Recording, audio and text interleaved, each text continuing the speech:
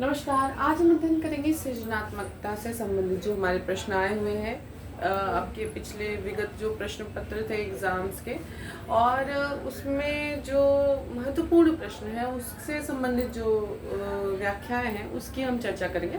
तो बात करते हैं सृजनात्मकता की। सभी जानते हैं क्रिएटिविटी। अगर हम नॉर्मल शब्दों में कहें क्रिएटिविटी क्या है कि कुछ नया करना, किसी चीज़ को अलग तरीके से करना, किसी प्रॉब्लम का अलग ढंग से सलूशन निकालना, या कह सकते हैं आपकी कोई एकदम हटके कार्य करना। ठीक है, जो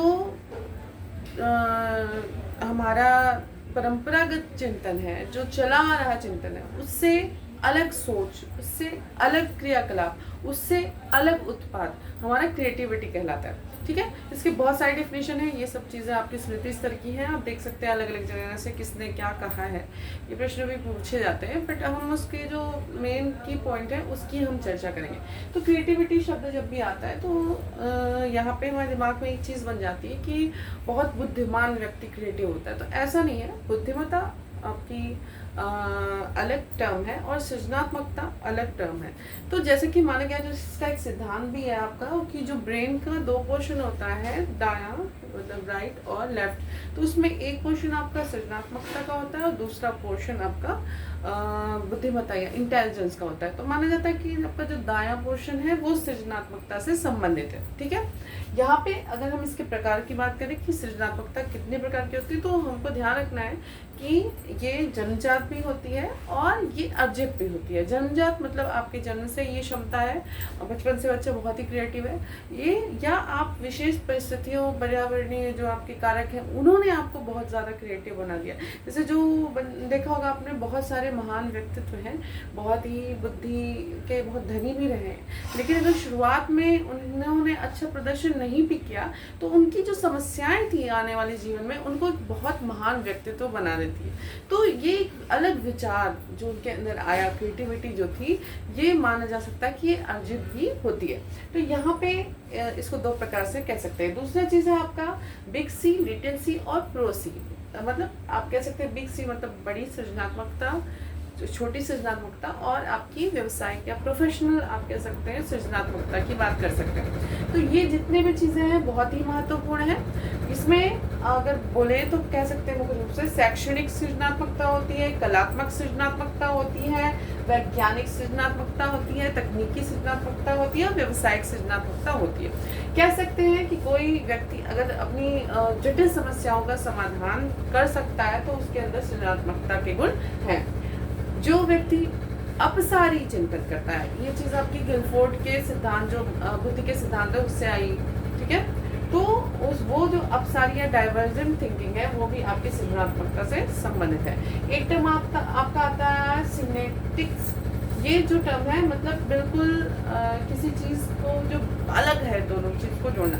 जैसे किसी बच्चे को आप दो अलग अलग चीज़ें दो जिसका कोई अंतर संबंध नहीं, और वो उनसे मिला के कोई नई चीज़ बना दे, तो ऐसी चीज़ें इसको आपका गार्डन ने दिया है। ठीक है, ये वर्ड आपका गार्डन ने दिया है, तो ये चीज़ आपका सिनेप्टिक्स कहा जाता है। जिज्ञासा और जोखिम उठाने की जो प्रवृत्ति बहुत ज़्यादा होती है, जो सृजनात्मक बच्चे होते हैं, जटिल कार्य में उनकी बहुत रुचि होती है, नवीन रचना उत्पाद करते हैं। ये ड्रेवर की परिभाषा में भी शब्द आया है। स्वतंत्र निर्णय लेने की क्षमता इनकी बहुत ज़्यादा अच्छी होती है। मस्तिष्क उद्वेलित जो विधि है, आप कह सकते हैं आसवन ने दी है, वो मस्तिष्क उद्वेलन की क्षमता, उससे जो निकलता है प्रोडक्ट आपका, इनका बहुत अच्छा होता है। मौलिकता प्लस उपयोगिता दोनों को मिलाएं, सम्मिश्रित करें तो ये आप सृजनात्मकता कह सकते हैं। पाठ चिंतन भी इसमें होता है। इसमें आपका एडवर्ड बोनो ने दिया है, मतलब समस्या को किनारे से देखना। ये एक बहुत मतलब व्यापक टर्म है, लेकिन इसमें हम सृजनात्मकता के अंतर्गत इसको रखते हैं।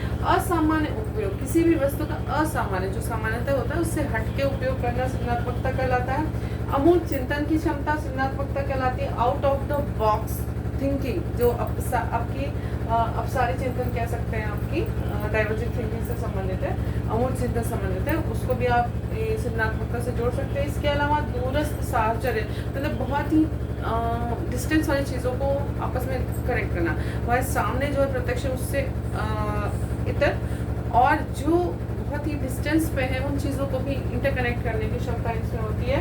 और आप कह सकते हैं आपका अग्रशील होते हैं ये जो सृजनात्मक होते हैं, ठीक है।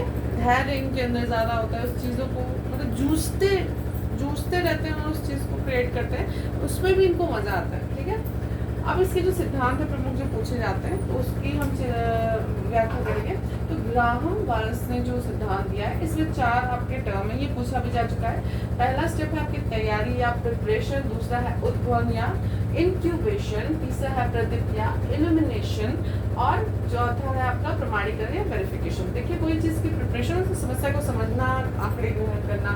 उद्भवन में क्या होता है, आप उस चीज़ को अचेतन मन में भी इसको सोचते विचारते हो, उसका समस्या का समाधान ढूंढते रहते हो। प्रदीप अचानक आहा मोमेंट मतलब आपके दिमाग की बत्ती जल जाती है, और प्रमाणीकरण मतलब वेरिफिकेशन करते हो उसको कि हाँ ये वैलिड है नहीं है, ये सारी चीज़ें। टॉरेंस जो जनक भी माने जाते हैं सृजनात्मकता के टर्म के, इन्होंने परीक्षण जो दिया आपका TTCT, ठीक है, बहुत ही फेमस है।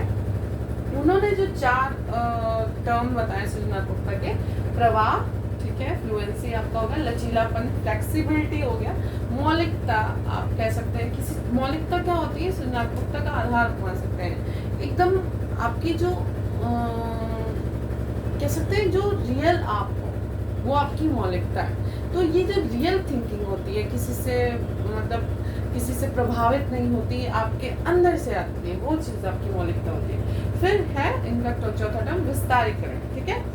अगर मेन रोड्स की बात करें तो इन्होंने जो 4P मॉडल दिया, तो 4P में पर्सन, प्रोसेस, प्रोडक्ट और आपका प्रेस, ये 4P मॉडल दिया है। आपका स्कैम्पर जो आपका सिद्धांत है, इसमें कह सकते हैं सब्स्टिट्यूट करना किसी चीज़ को, फिर कंबाइन करना, फिर अडॉप्ट करना, फिर मॉडिफाई करना, फिर पुट टू अनदर यूज करना और रिवर्स करना, मतलब ये आपका फुल फॉर्म है इसका। इसके अलावा गिलफोर्ड का मैंने बताया कि इनका सिद्धांत भी बेस ही आप मान सकते हैं। मस्तिष्क उद्दीपन की बात जो कही गई, शिक्षण विधि के अंतर्गत जब से संबंधित प्रश्न पूछता है तो देता है। क्रिएटिविटी जो बुक है वो टॉरेंस ने दी है, और creativity flow and the psychology of discover and invention आपका चिक्स्टे मेघाली ने दिया है। यहाँ पर आप कह सकते हैं कि बहुत ही महत्वपूर्ण ये टर्म है और अक्सर एग्जाम में से संबंधित प्रश्न पूछे जाते हैं। धन्यवाद।